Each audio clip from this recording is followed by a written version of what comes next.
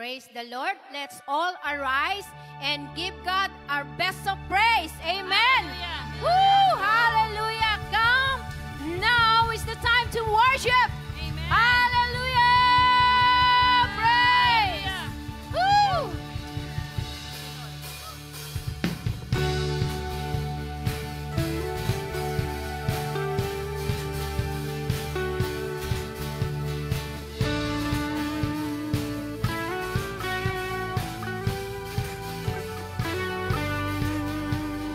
Come, now is the time to worship.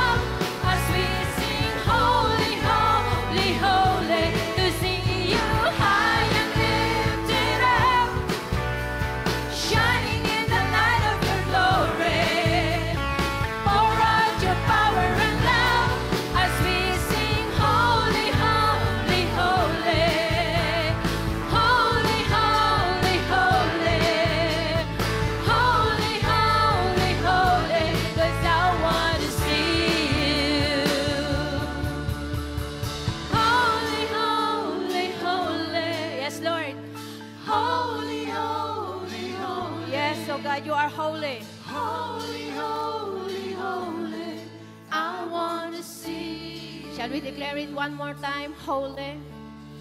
Holy, holy, holy, Yes, oh God. holy, holy, holy, holy, holy, holy, I want to see you. Hallelujah. Yes. We want to see you. You are holy, God. We simply live for you every day. Thank you, Jesus. Just say the word. Just say the word. Just say the word, Jesus. And it will change everything, oh God.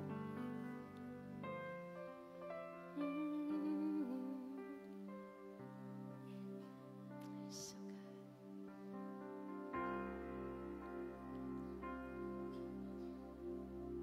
Say the word, and I will sing for you. Over oceans deep, I will follow.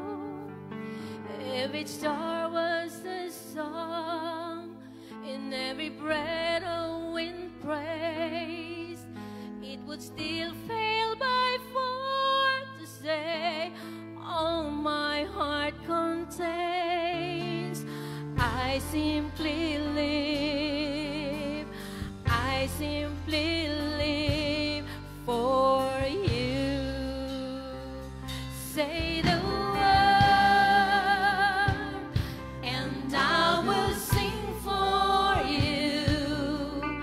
Over oceans deep, I will follow. If each star was a song, in every breath of wind praise, it would still fail by far to say all my heart contains.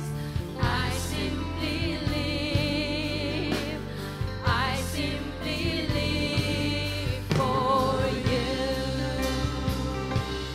As the glory of your presence now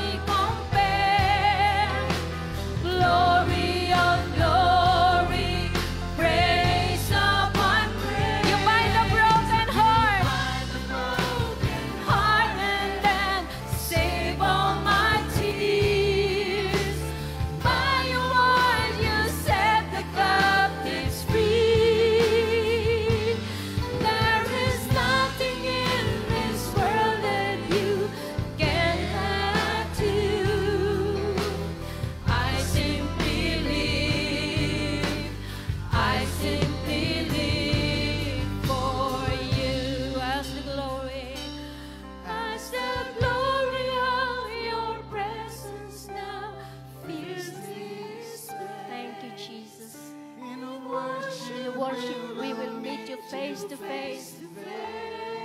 There is nothing in this world There is nothing in this world to which you compare. can be compared. Glory of glory, praise upon praise. You bind the You bind broken-hearted. the broken-hearted and save all my tears. By your word you set the captives free. There is nothing in this world that you cannot do. I simply live for you.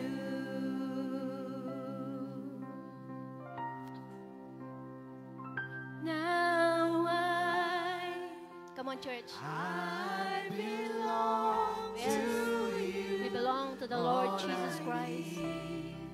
Your spirit, your word, your truth. Hear my cry, my deep desire to know you more.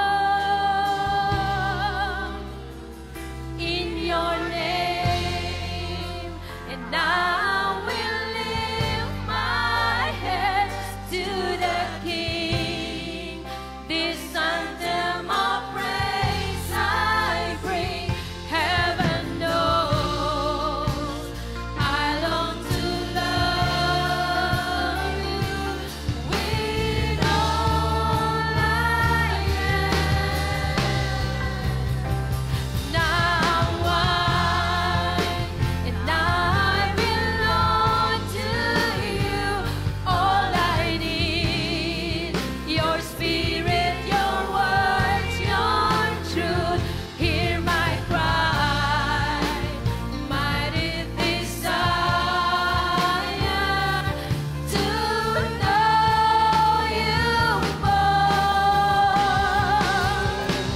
In your name, and I will lift my hands to the King.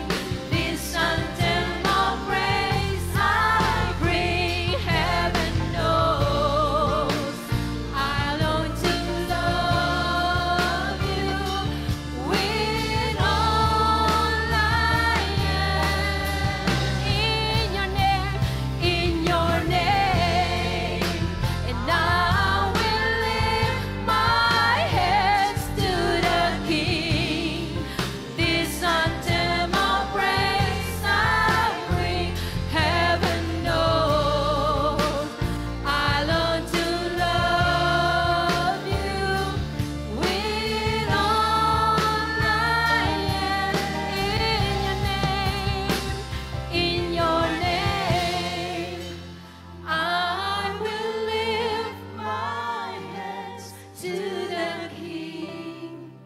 This anthem of praise I bring, heaven knows I long to love you with all I am. Shall we sing it one more time? In your name, In your name, I will live. I will lift my hands to the King. This anthem of praise I bring, heaven knows I long to love you with all I am. I belong to you. Hallelujah. Sa iyo ang papuri at pasasalamat, Panginoon, sa lahat ng bagay na ginawa mo sa aming mga buhay. Salamat po sa biyaya mo, sa iyong habag na lagi mong ipinamamala sa bawat sa post sa amin. At ngayong araw pong ito, O Diyos, o oras ito, inihahandog po namin sa iyo ang aming pagsamba ng buong puso. At patuloy, Panginoon, ang hiling po namin, ikaw po'y kumilos sa aming kalagitnaan. At anumang hadlang sa iyong pagkilos na nakikita mo sa aming mga buhay, kami po ay humihingi ng kapatawaran sa lahat ng mga kamali at kasalanan na aming nagawa. Sa bawat isa pong narito, ikaw po ay magpahayag. Iba't iba ang aming kalagayan o katayuan sa buhay. Subalit, unlimited, Panginoon, ang iyong kakayahan upang kami ay iyong katagpuin. At ang hiling po namin sa pamamagitan ng iyong salita, mangusap ka po sa bawat individual at patuloy lamang maitanghal ang iyong dakilang pangalan.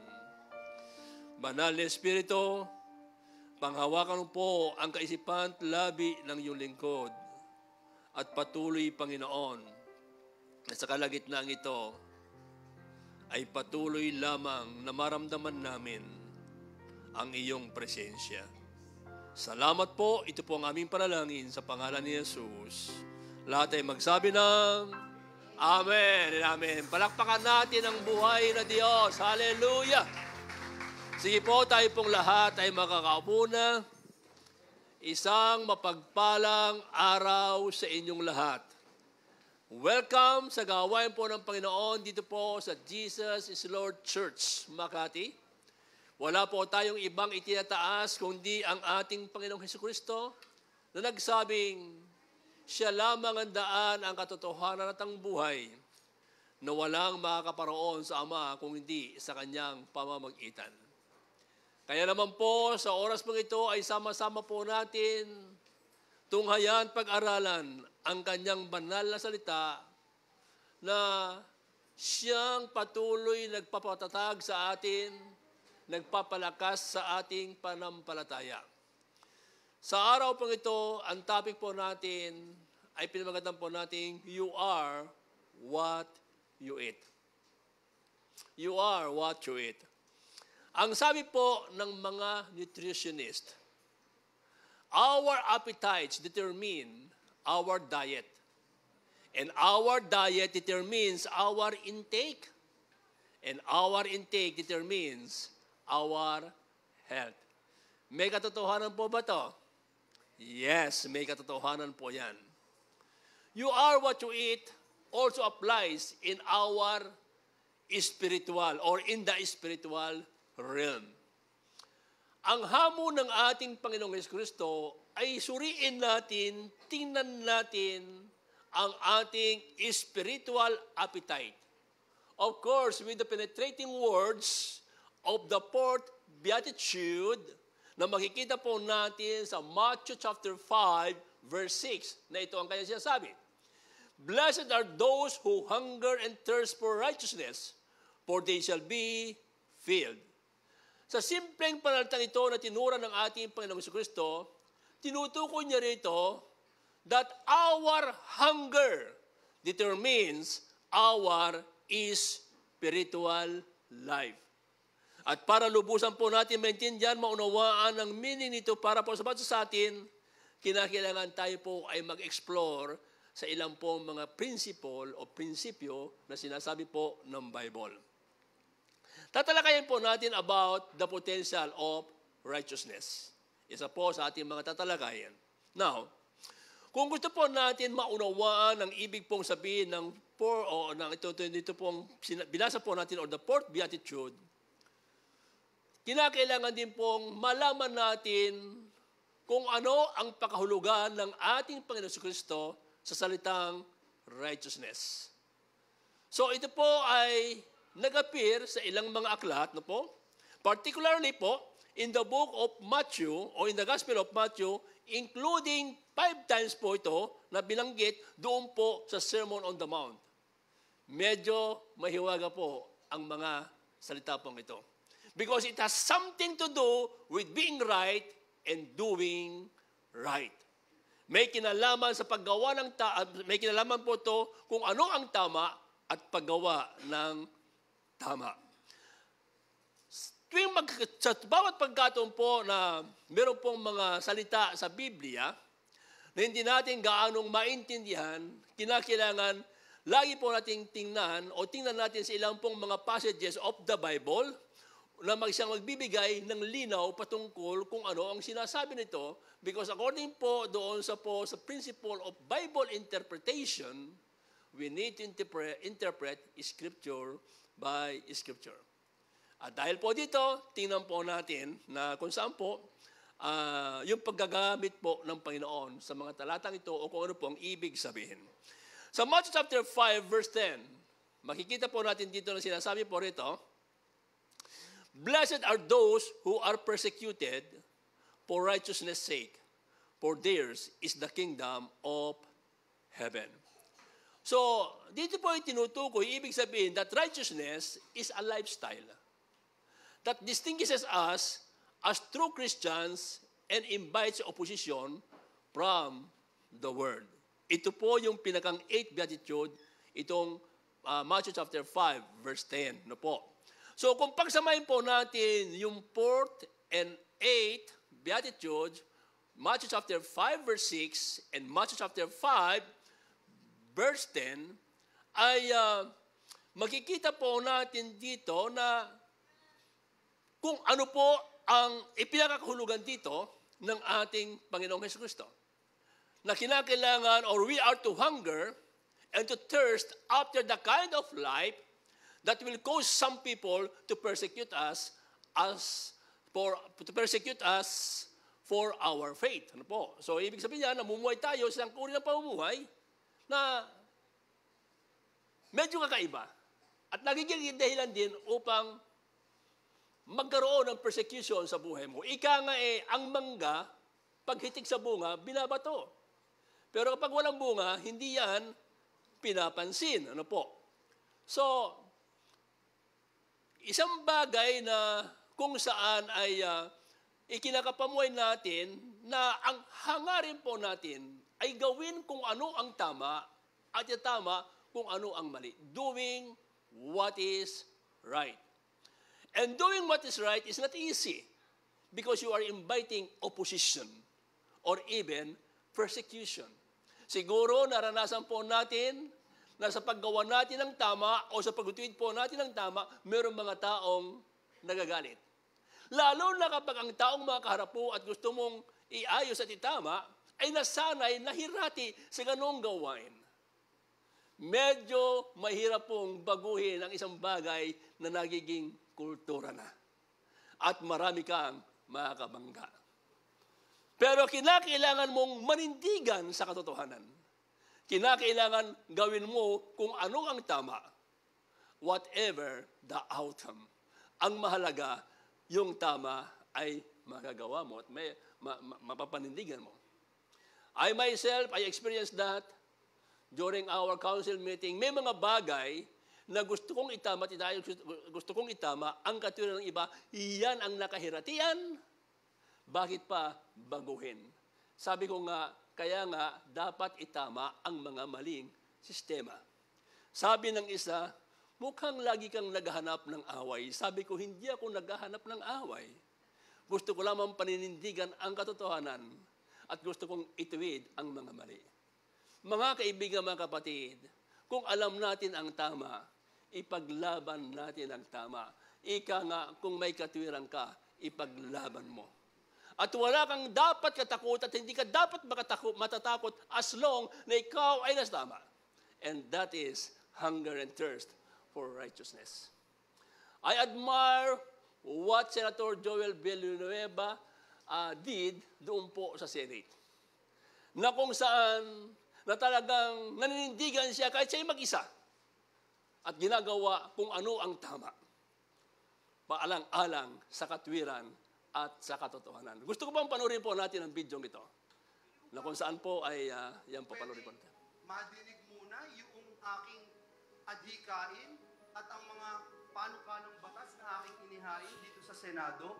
Bago po kayo magdesisyon, napipetisyonin niyo po ako. Bago po kayo magdesisyon, natatayo sa entablado, yurakan ang aking pagkatao.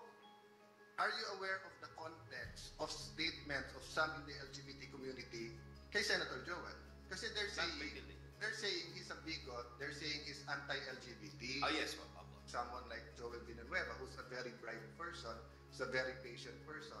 Pagkatapos yung yurakan ng pagkatao ng isang miyembro ng Senado, tapos hindi nyo bibigay yung petisyon sa kanya, itatago nyo na lang, the harm has been done. Among the basis of discrimination, is there such thing as a hierarchy, Mr. Chairman? Is SOGI-based discrimination more important than discrimination based on age, the discrimination based on health, ethnicity, discrimination against color or height, Mr. President? May hierarchy po ba ito? There's no such hierarchy in terms of So discrimination. it's the same po. Yes. When religious people were offended by Pura Vega, if I'm not mistaken, may we know if CHR made a statement about it? There was no press statement. Kaya po, siguro naitanong ko kanina, baka may hierarchy kasi parang mas mataas yung hierarchy pagka gender issues yung pinag-uusapan.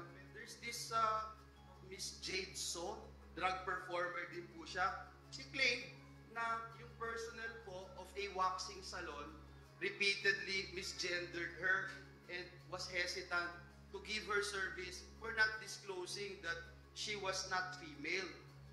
Yung worker, hindi siya komportable na mag-Brazilian wax na lalaki po pala siya, pero ang feeling niya, babae po siya, pero babae po yung worker. Paano ho yung karapatan ng isang manggagawa? Again, may question, Mr. President. Meron po bang statement ng CHR para protektahan yung pong karapatan noong manggagawa na yun dun sa isang waxing salon? Wala pa hong na-isyong statement ng Commission on Human Rights tungkol dito, Salamat po, but we will look Mr. into Chairman. it, Your Honor. Marami pong salamat. Mahirap po ito, Ginoong Pangulo, sapagkat akala ko po, ang buong pag-aakala ko sa Commission on Human Rights, ang bawat isa, individual na Pilipino, ang bawat karapatan ng bawat isang Pilipino ang nire-represent nila. Hindi po isang sektor lang. Bawat isang mamamayang Pilipino. Senador ka man o hindi, babae ka man o lalaki, i-represent ka ng Commission on Human Rights. May I know, Mr. Chairman, if you were able to read this representations bill on the comprehensive anti-discrimination? May I know, Mr. President? Not personally, Your Honor. You haven't read about it? There's a specific office in charge of... Sorry, Mr. President. You have this position about SOGI bill, about a petitioning a senator of the Republic of the Philippines, and you have no idea of the bills that this representation had been espousing for the past two Congresses, the anti-discrimination bill. How could you have that position if you have never even read any of the bills that this representation has been espousing? We regret how the Senate felt about what happened about the petition, especially Senator Villanueva. The CHR commits in improving the processes, its processes. As our mantra says, kami ang CHR ng lahat, naglilingkod maging sino ka man. Mr. Chairman, distinguished colleagues, makikiusap po ako at aapil kahit kay Senator Risa sa ating mga kasamahan, supporter ng SOGI bill. Makikiusap po ako, buong pagpapakumbaba.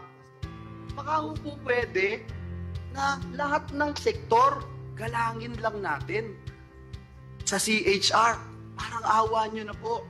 Protektahan natin yung kanilang mga karapatan. Yan po ang ating mandato. Yan po yung dahilan bakit po ako nakatayo dito, hindi po para sa aking sarili. Sapagkat alam ko, ito yung tama, ito yung dapat gawin.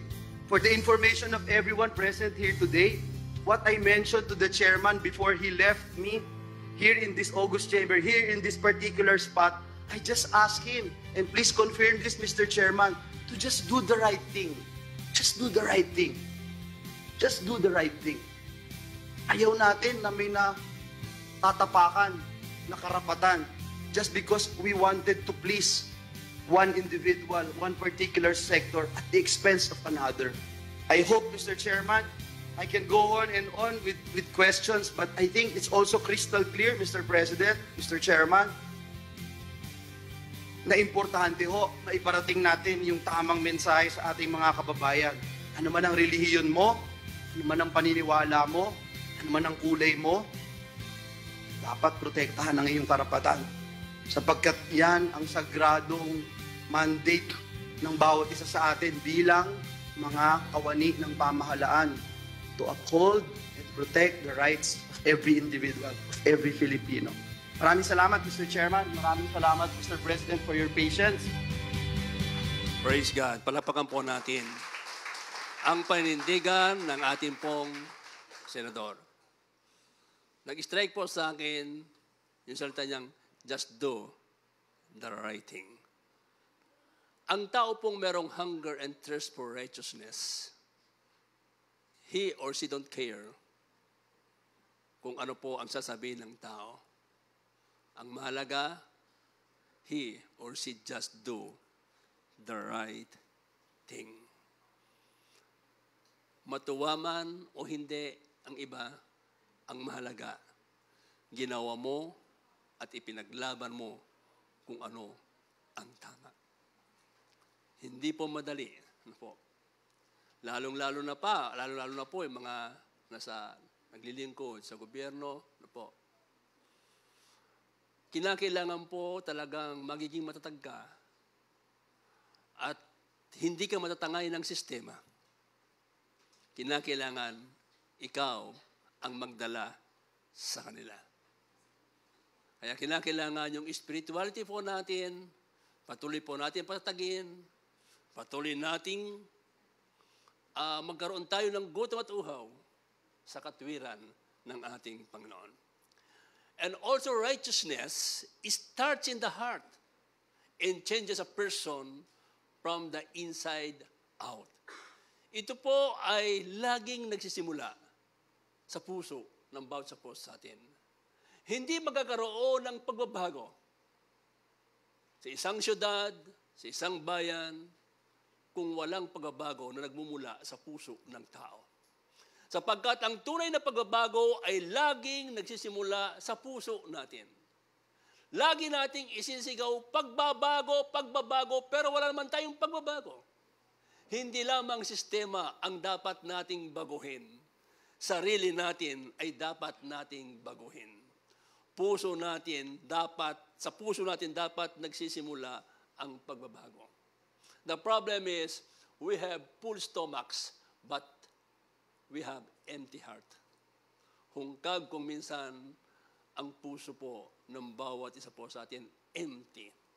Tandaan po natin ang sabi po ng ating Panginoong Jesucristo in the book of Matthew chapter 5 verse 20, "For I tell you, unless your righteousness exceeds that of the scribes and Pharisees, you will never enter the kingdom of heaven."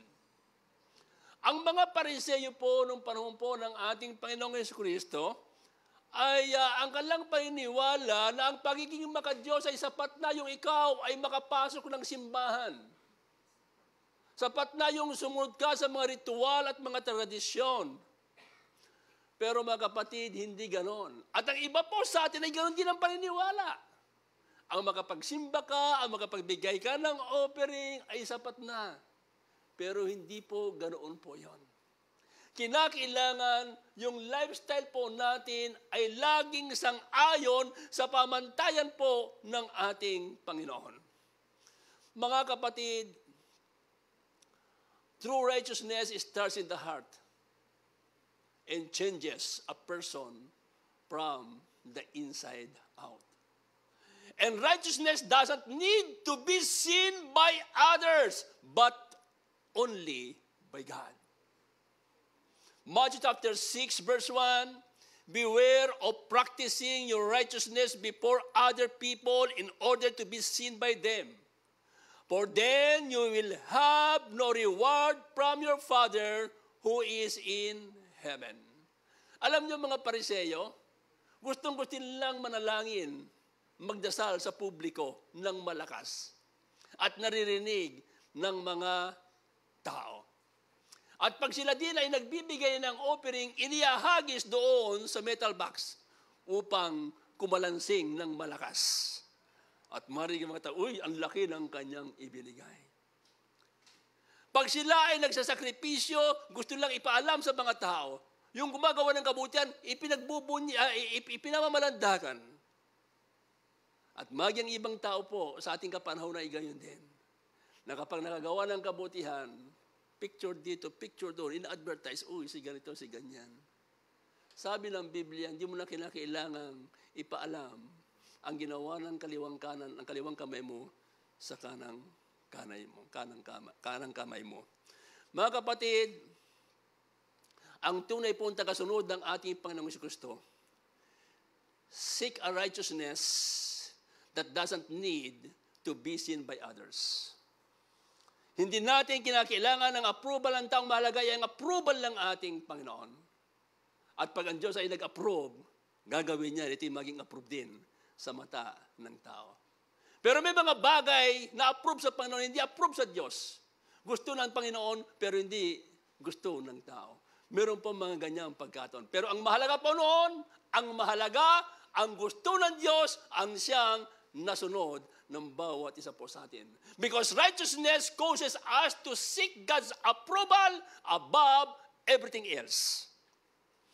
Matthew chapter 6, verse 33. Ang sabi, but seek first the kingdom of God and His righteousness, and all these things will be added to you. Dito po ay tinutukoy kung ano ang mga prioridad natin sa ating buhay. Tatanungin ko po kayo, ang bawat isa, maging po ngayon mga nanonood via FB and YouTube. Ano po ba ang ating pong prioridad sa buhay po natin? Ano ba ang lagi nating inuuna o lagi nating hinahanap sa buhay po natin o hinahangad? Katanyagan ba? Kayamanan ba? Career advancement ba? Good salary o malaking sweldo? A secured future ba? Ano po ba? Magandang pamilya? Maraming kaibigan at kakilala? Lahat ng po yan ay okay, maganda po yan. Pero hindi po yan dapat ang pangunahin natin. Hangarin sa buhay. Hindi po yung fulfillment of our dreams, but bagamat mahalaga na meron tayong mga dreams.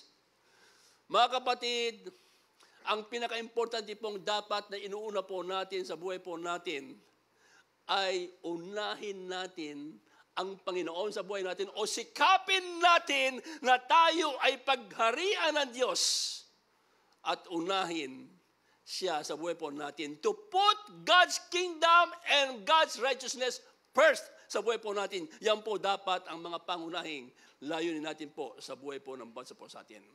At kapag ginawa po natin ang mga bagay pong yan, everything else you need will be given unto you.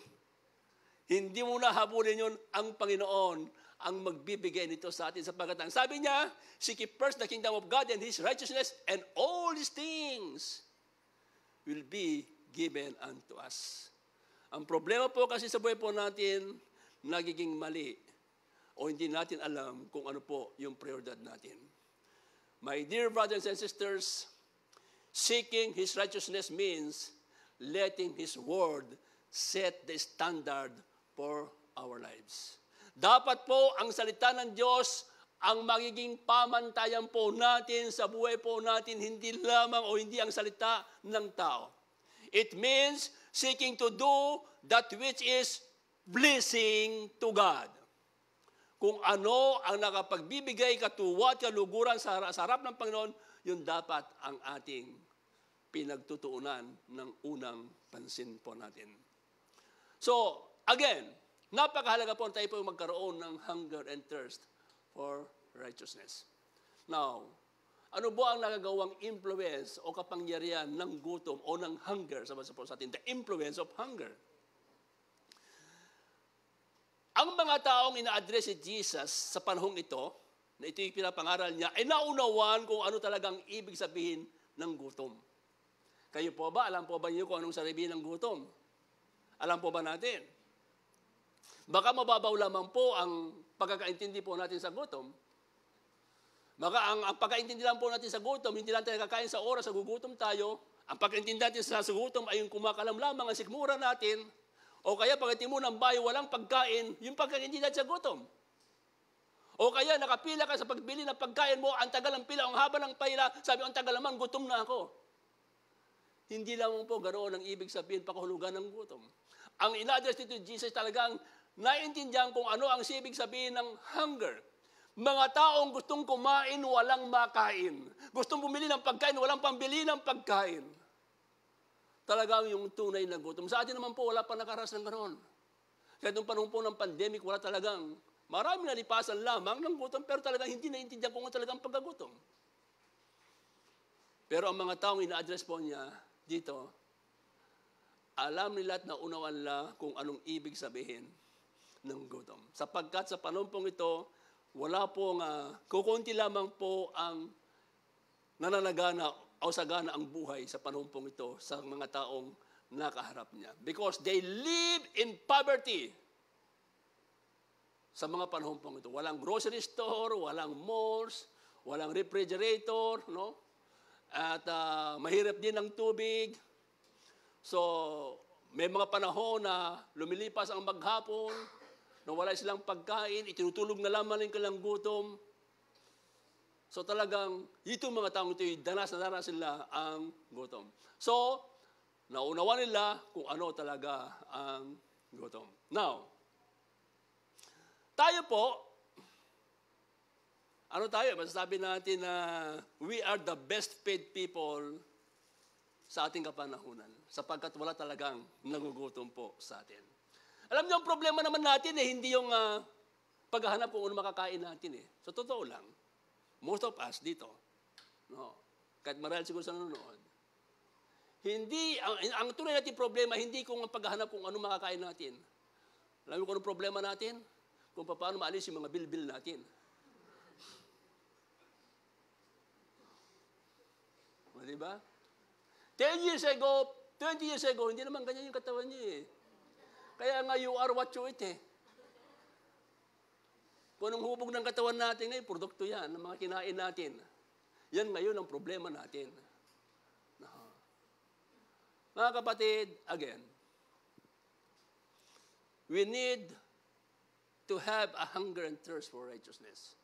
Nagkaroon ng paghambing o ginawang inihambing ng ating Panginoon si Kristo ang pagkaing natural at maging doon sa ating buhay is spiritual. No.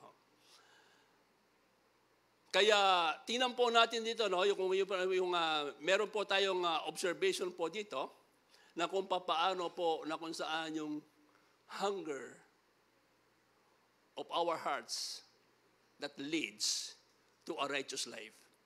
Paano yon? Yung hunger natin na mag-lead to a righteous life, kinakailangan magkaroon tayo ng tinatawag na intense desire.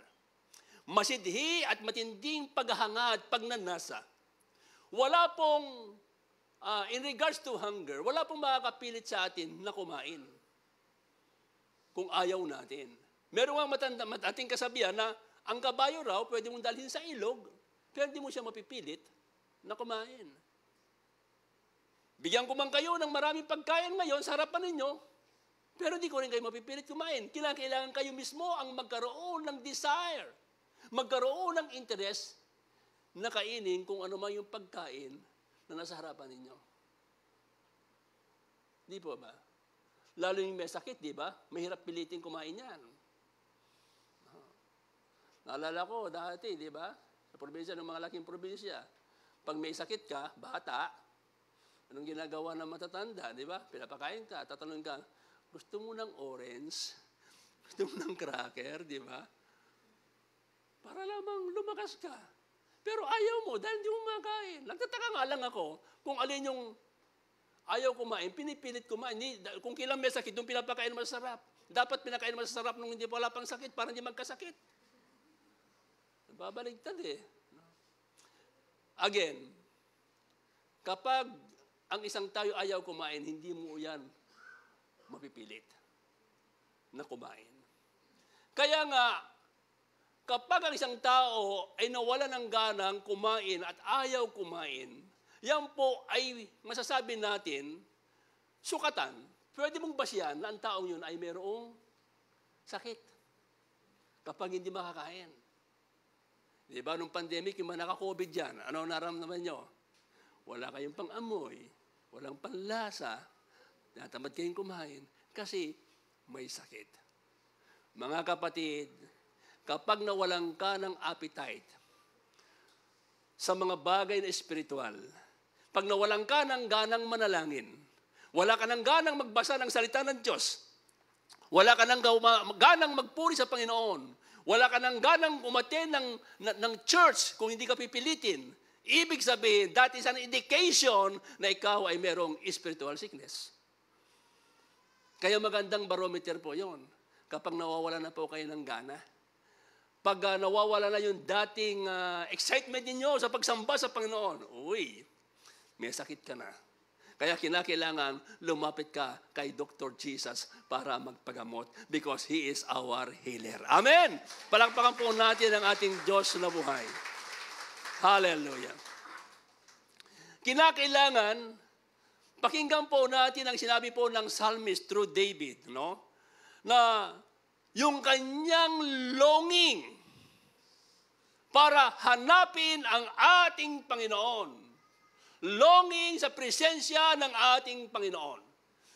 In the book of Psalms chapter 42, verse 1 and 2, ito po ang kanyang sinabi.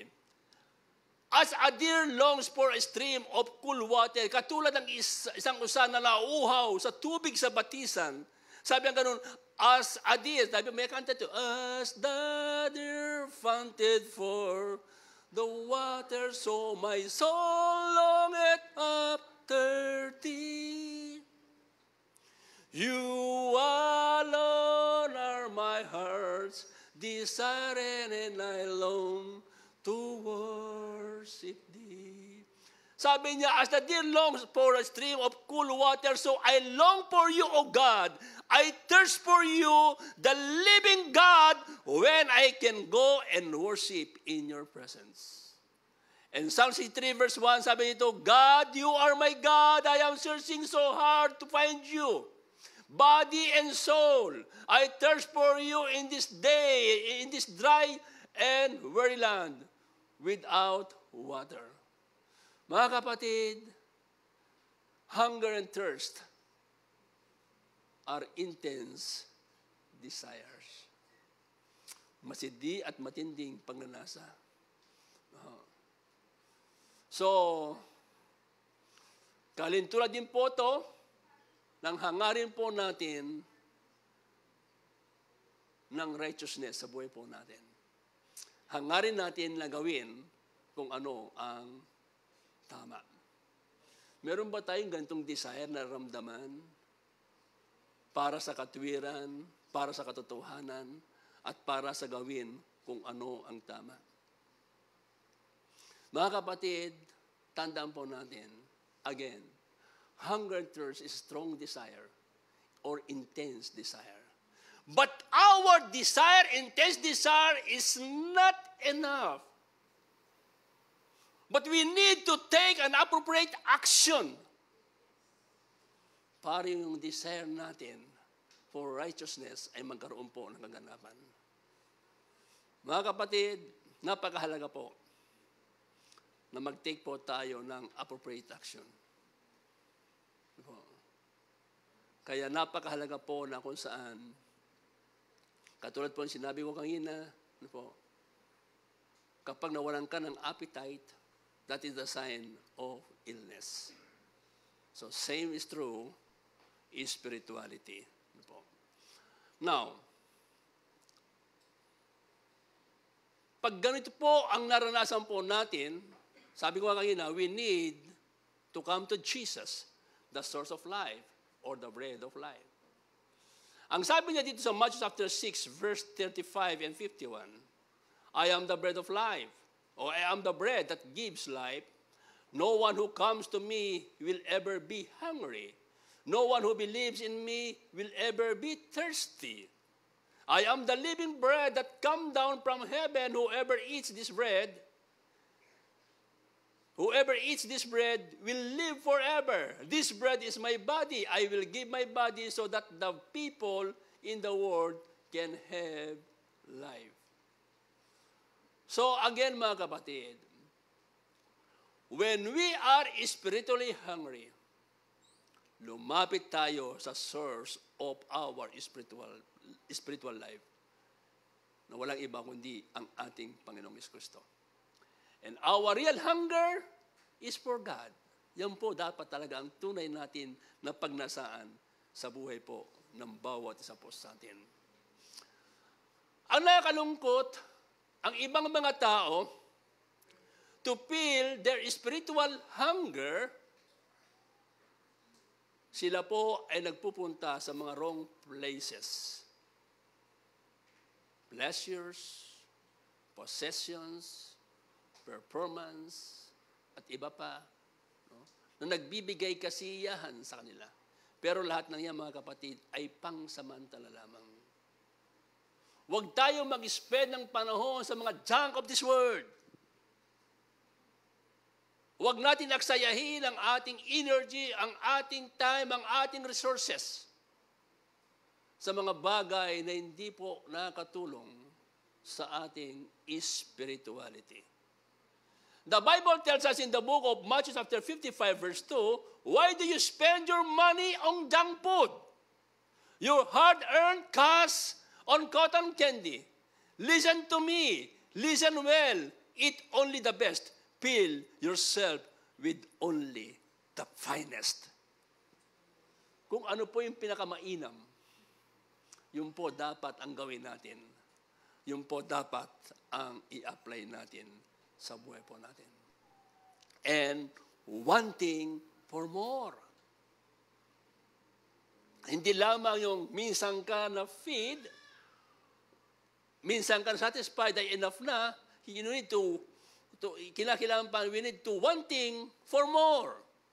Yung babalik-balikan natin, yan po yung true spiritual hunger.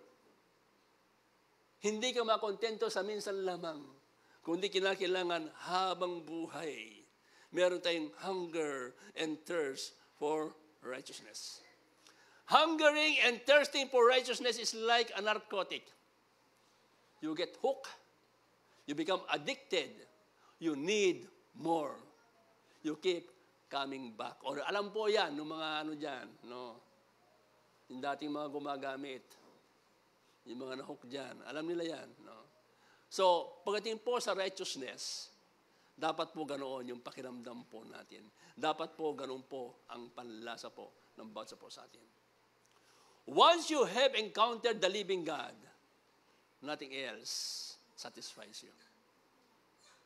Sabi nga ng isang awit, sa iyo na ang mundo, akin lamang si Kristo. Sapagkat si Kristo ang kaganapan ng lahat ng pangako ng Diyos sa buhay po ng bawat isa po sa atin. Kung sinasabi mong ikaw ay merong personal relationship with God,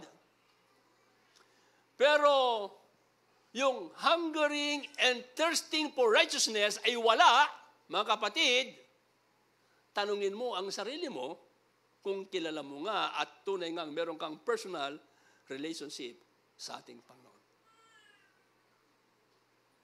Kaya napakahalaga po ang mga bagay na yan. Another thing, eat the entire thing. Believers don't seek bits and pieces of righteousness. Kinakailangan lahat po ng mga bagay na inanais ng Diyos sa buhay po natin at gustong ipagawa ng Panginoon sa buhay po natin, ay gawin po natin. Hindi po tayo maging selective lamang. The entire thing that God wants for us ay dapat ito po ang gawin natin at ito po ang i-apply po natin sa buhay po natin. Mga kapatid, napakahalaga po na magkaroon po tayo ng hunger and thirst for righteousness. And the promise of satisfaction. Sabi dito, blessed are those who hunger and thirst for righteousness, for they shall be satisfied, or for they shall be filled. Filled with what? Food ba? Pera ba? long life, promotion, happiness, perfect family, a trouble, free life ba? What then? Lahat ng po yan ay mahalaga, pero hindi po yan. Ang sabi po ng Panginoon, you will be filled with righteousness. Ano po? You will be filled with righteousness. Mga kapatid, if we want righteousness, you can have it. Kung gusto po natin. Why? Because the Bible tells us, we can do all things through Christ Jesus. Ang Panginoon po ang tutulong po sa bawat isa po sa atin. And you will be filled with Jesus Himself. Ang appeal ni Jesus is always personal. Ang sabi niya, come unto me. Unto me. Ang sabi ng ating Panginoon. Therefore, mga kapatid, if you are hungry, come and eat the bread of life. If you are thirsty, come and drink the water of life. If you are weary or tired, come and find rest sa magitan ng ating Panginoong Jesucristo. Kaya nga sabi niya, kung kayo pagod na at bigat na sa inyong mga pasanin sa buhay, lumapit kayo sa akin, bibigyan ko yun ng kapahingaan. And if you are guilty of your sin, come to Jesus and be forgiven. Sapagkat siya ang nagbibigay ng kapatawaran. At kung pakiramdam mo ay malayo ka sa Panginoon, come home back again. Magbalik loob ka sa ating Panginoon. Mga kapatid, tandaan po natin, you will never be happy sa buhay until you put God first in your life. Kung masaya ka man ngayon, pangsamantala lamang yan, happy ka lamang habang may happenings. Pero pag natapos na ang ma-happening sa masayang oras na yan, malungkot ka na naman, lalong-lalo na kapag ikaw ay nag-iisa na sa buhay. Again, you will never be happy until you put God first in your life. And you can never do that. O hindi mangyayari ng lahat ng bagay hanggat hindi mo sinusurrender ang buhay mo sa Panginoon. Kinakailangan isurrender po natin once and for all ang buhay po natin sa Panginoon. Meaning to say, admitting all your sins, all your wrongdoings. Surrendering your life to God. Ipahayag mo sa Kanya ang iyong pananampalataya. Tanggapin mo si Kristo bilang tagapagligtas ng iyong buhay. Ihingi ng tawad lahat ng ating mga nagawang pagkakasala.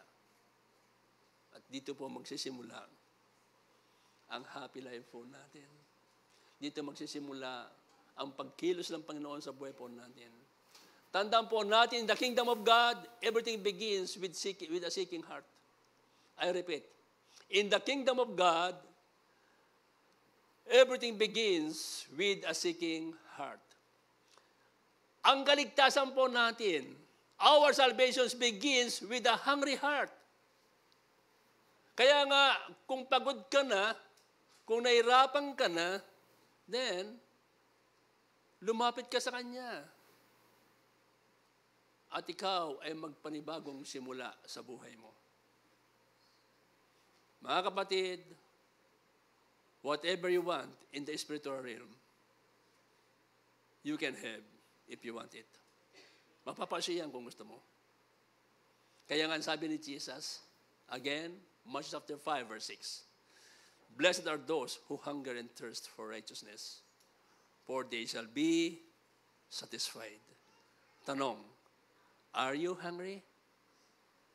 Are you thirsty? If you are, you can be filled. And this is the promise of God to hungry hearts and thirsty soil. You are what you eat. Tumayo po tayong lahat.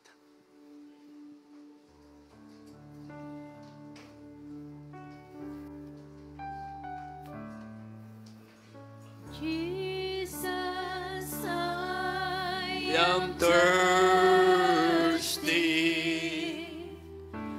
Won't you come And fill me? Earthly things have left me dry. Only you can satisfy. All I want is more of you. Jesus, I am thirsty. Won't you come and fill me? Earthly things have left me dry. Only you can satisfy. All I want is more of you. All I want is more of you. All I want is more of you. Nothing I desire, oh Lord, but more of you. More of you. All I want is more of you. All I want is more of you. Nothing I desire, oh Lord, but more of you.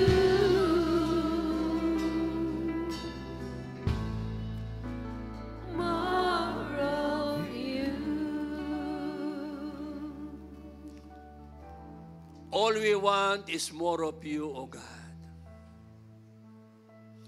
Na sa buhay po namin, maghari ka ng ganap at lubos.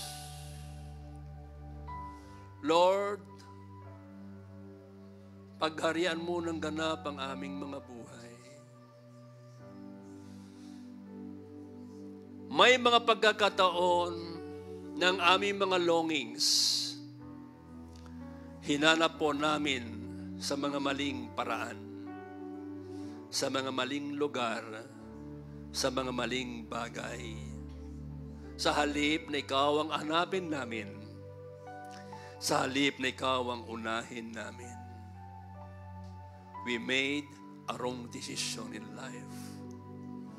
We ask for your forgiveness, O God. Lord, give us another chance, Father God, to correct our wrongs. At tulungan mo po kami, Panginoon, na magkaroon ng hunger and thirst for righteousness. Gawin kung ano ang tama at itama kung ano ang mali sa aming mga buhay. At mamuhay lamang kami ng ayon sa iyong kalooban. Lord, we want more of you. Magpakilala ka po ng ganap at lubos sa aming mga buhay. Punuin mo ang aming isip, ang aming puso ng pagkauhaw at gutom sa iyo, ng pagmamahal sa iyo, O God. At bigyan mo kami ng lakas ng loob para gawin lamang ang iyong kalooban without compromise.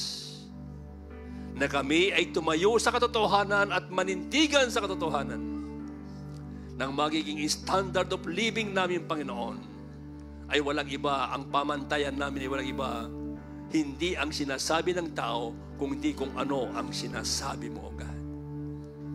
Salamat po, Panginoon. We want more of you, O God. Panginoon, sa oras din pong ito, ay aking inilalapit sa iyo ang bawat individual na narito. Iba't iba ang aming kalagayan o sitwasyon sa buhay. Subalit unlimited ang iyong kapangyarihan upang kami ay iyong katagpuin. Some of us, O Lord, ay nangangailangan ng tulong sa kalutasan ng kanilang mga suliranin. But you promised to your word, O God, that you will never let us, Father God, to experience any kinds of sufferings or problems that beyond our ability to take it, Father God, or to bear it. But when problem comes in our lives, you promise that you will give us strength for us to overcome them. Lord, give us strength. Give us strength, Panginoon, na paglabanan, mapagtagumpayan bawat suliranin na meron kami sa buhay, O God, sa pangalan ni Jesus. Help us, Father God, to solve our problems in the name of Jesus. At ang iba sa aming Panginoon ay nakakaranas ng financial problem. Pero pinanghahawakan namin ang iyong salita na ikaw ang nagsabi that you will supply all our needs according to riches in glory through Christ Jesus. Lord, you own the earth. You created the earth and the heavens, Father God. I pray to open the windows of heaven, Lord, and pour out so much blessing upon your people, the kind of blessing that adds no sorrow. Cause your people, Father God, let your people, Father God, to experience plenty, Lord, in the name of Jesus.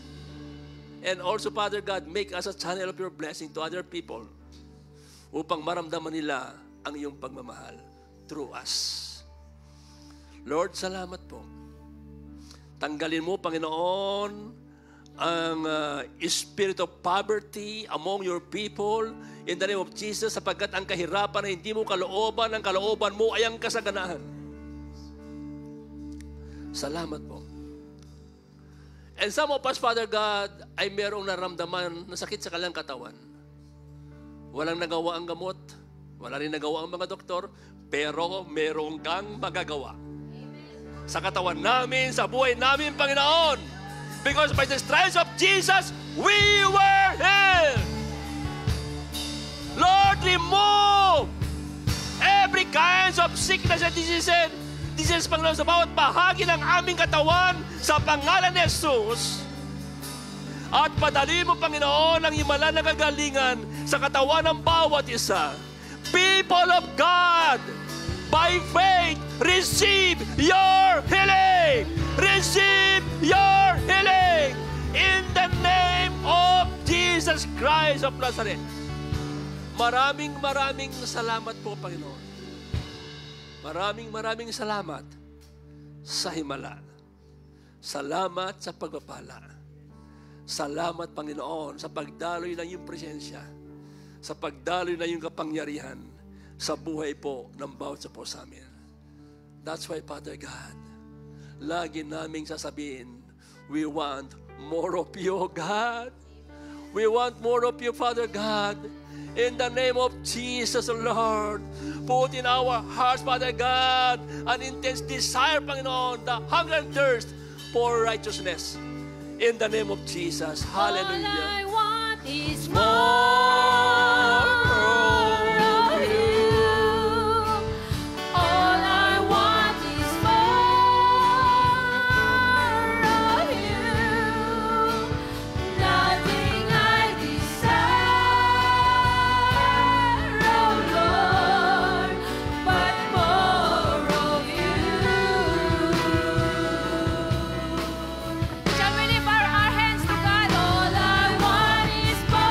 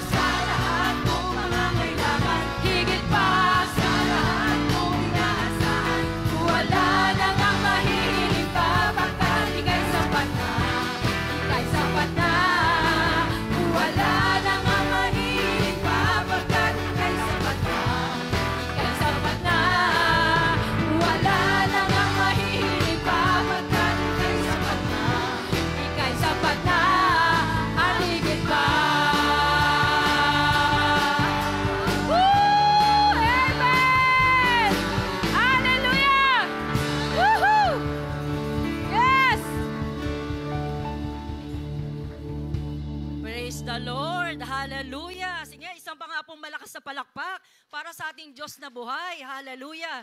Praise God. Tayo po ay napagpala po sa katuruan po ng ating mahal na pastor, no? At ngayon naman po, tayo po dadako sa oras po ng pagbibigay.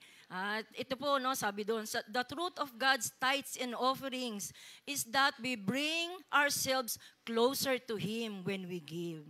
Jesus says in Matthew 6:21, "For where your treasure is, there your heart will be also." Sabi doon, giving tithes and offerings puts our love for God before our worldly wealth and shows that our heart is always with Him. Di ba po?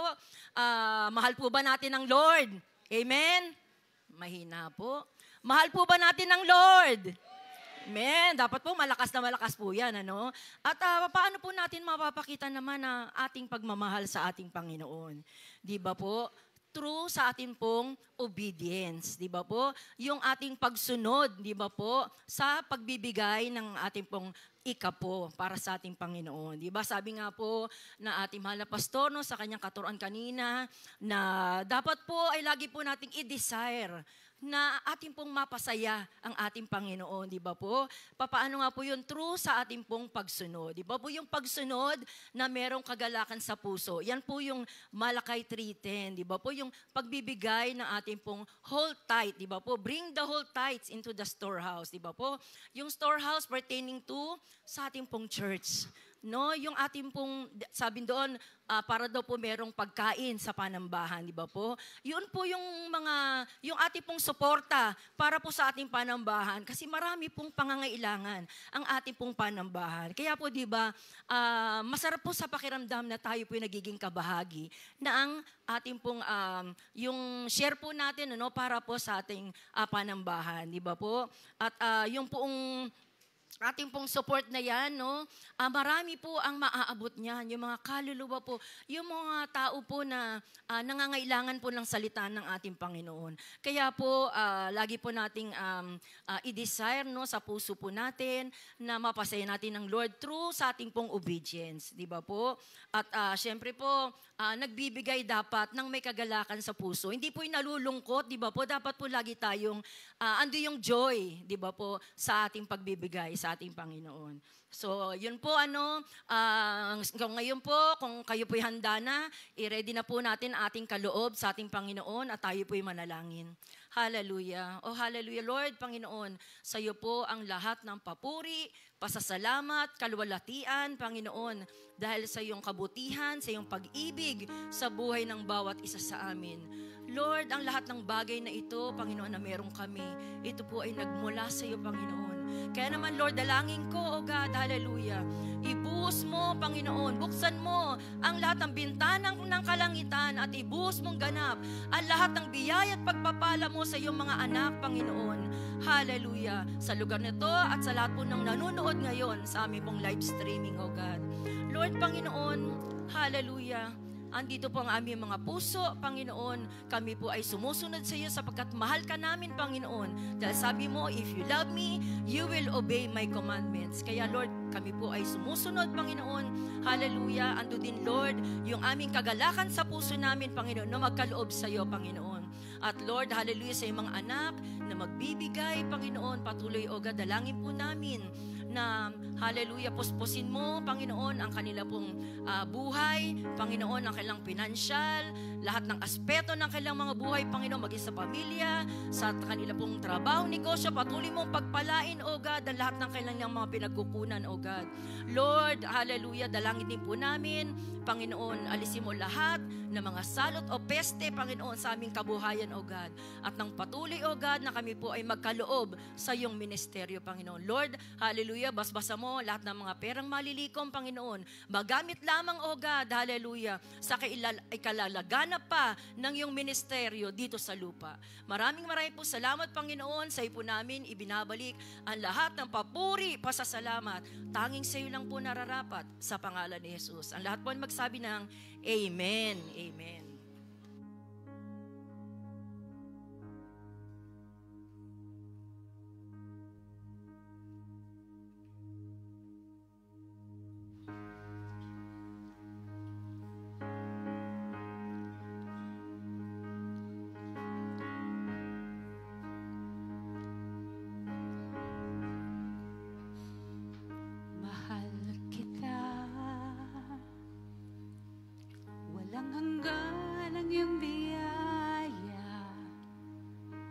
buong buhay, hawak mo sa iyong kamay. Mula sa aking pagmulat hanggang sa paghimbing, awitin ko ang kabutihan ng Diyos. Ika'y tapat sa habang buhay, ika'y mabuti magpakailanman. Hanggat ako ay nabubuhay, awitin ko ang kabutihan ng Diyos. Ang tinig mo, siyang gabay sa kasakitan, at nariyan ka sa gitna ng kadiliman. Ika'y aking kaibigan, O Diyos aking Ama, at ako'y buhay sa kabutihan ng Diyos. Ika'y tapat sa habang buhay, ika'y mabuti magpakailanman. Hanggat ako ay nabubuhay, awitin ko ang kabutihan ng Diyos. Kailan may di magbabago ang kabutihan mo. Kailan may di magbabago ang kabutihan mo. Buong buhay ko'y iaalay ko, lahat para sa'yo. Kailan may di magbabago ang kabutihan mo. Kailan may di magbabago ang kabutihan mo. Kailan may di magbabago ang kabutihan mo. Buong buhay ko'y iaalay ko, lahat para sa'yo. Kailan may di magbabago ang kabutihan mo. Ika'y tapat sa habang buhay,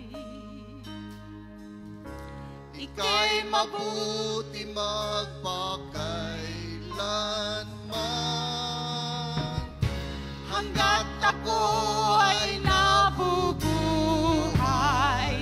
awitin ko ang kabutihan ng Diyos. Ika'y tapat sa habang buhay, ika'y mabuti magpakailanman. Hanggat ako ay nabubuhay, awitin ko ang kabutihan ng Diyos. Awitin ko ang kabutihan ng Diyos.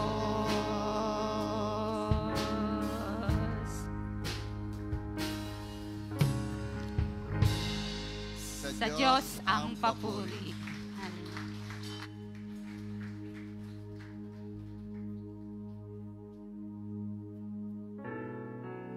Sige po, tayo pong lahat ay tumayo. Hallelujah. Lord, I stand in the midst of a multitude of those from every tribe and tongue. We are your people, redeemed by your blood, rescued from death by your love.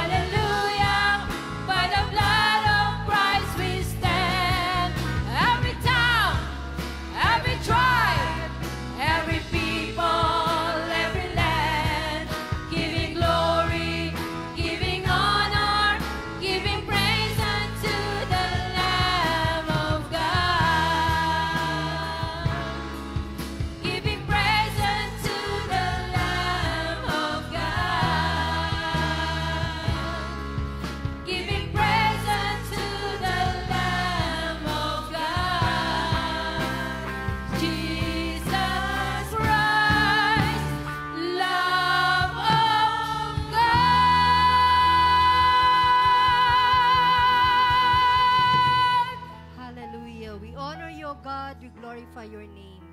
Tunay nga, Panginoon, ang pinakamataas na pagdakila, ang pinakataas na pagsamba, pasasalamat ay sa iyo namin pinagkakaloob sa hapong ito. Panginoon, maraming pong salamat sa iyong banal na salita na ibinahagi sa aming kalagitnaan. Na tunay nga, Panginoon, na ang tunay na pagkain ng aming kaluluwa ay patuloy na manalangin, patuloy na isik parati ang iyong banal na salita, Panginoon. Lord, help us, Lord God, to be more righteous before Thee, Lord, for it is your command toward us. Panginoon, sa anak mo, sa aming mahal na pastor, Pastor Nolan, Panginoon, salamat po sa kanyang buhay. Salamat po sa bawat kataga ng salita na namutawi sa kanyang bibig na naibahagi sa bawat isa sa amin. Lord, dalangin po namin na patuloy na makintal sa puso namin ang mga banal mong salita at maipamuhay namin ito, Panginoon. Sa loob ng linggong ito, Lord, help us to be righteous before you, Lord, at hayaan mong mamuhay kami ng naayon sa iyong mga salita. Sa iyong anak na ginamit, Panginoon, sa aming mahal na pastor, salamat po sa buhay niya. Salamat sapagkat kanina pa lamang, Panginoon, ng umaga ay patuloy po, Panginoon, ang kalakasan, ang kalusugan, ang patuloy na pagsama mo sa kanya ay nararanasan niya. Panginoon, dalangin namin na patuloy po siyang pagpalain ng marami pang kapahayagan, maging ang 10 ng kanyang mahal sa buhay, ang kanyang pamilya, kay Ate G, sa kanyang anak, kay Aryan, kay Romar, Panginoon, and the rest of the family, Peña, O God. We pray that continue to bless them, continue to vindicate them, continue, O Lord, to pour out thy blessings upon them, Lord, in Jesus' name, in Jesus' name. Panginoon, hayaan mong umalis kami sa lugar na ito na tangan-tangan, dala-dala at inaangkin ang katagumpayan ng banal mong salita at sa lahat ng mga kasagutan sa aming panalangin, Panginoon. Sa iyo po ang mataas na pasasalamat sa ginawa mo po sa hapong ito. Minsan pa, Panginoon, hayaan mo, taglayin namin ang patuloy na pagbabalot ng banal mong dugo sa aming buhay, sa paglisan namin sa lugar na ito, Panginoon. Makarating kami sa aming pansamantalang tahanan na ligtas, payapa, Panginoon, kung papaano mo kami ginabayan sa pagtungo namin sa lugar nito. Marami rin pong salamat sa iyong mga anak na siyang ginamit mo po sa kalagitnaang ito, Panginoon. Patuloy mong pagpalain, patuloy na gabayan ang bawat buhay ng bawat isa, at patuloy kaming maglingkod sa iyo ng may katapatan, Panginoon. Ayaw mong angkinin namin at sineselyuhan po namin, Panginoon, Ama, ang pagpapala na nagmumula sa iyo, ang patuloy na pagmamahal sa iyo, at ang patuloy na pakikipisan ng banal mong Espiritu sa aming buhay, ngayon, bukas, at magpakailanman. Ito pong aming panalangin sa pangalan ni Jesus. Amen and amen.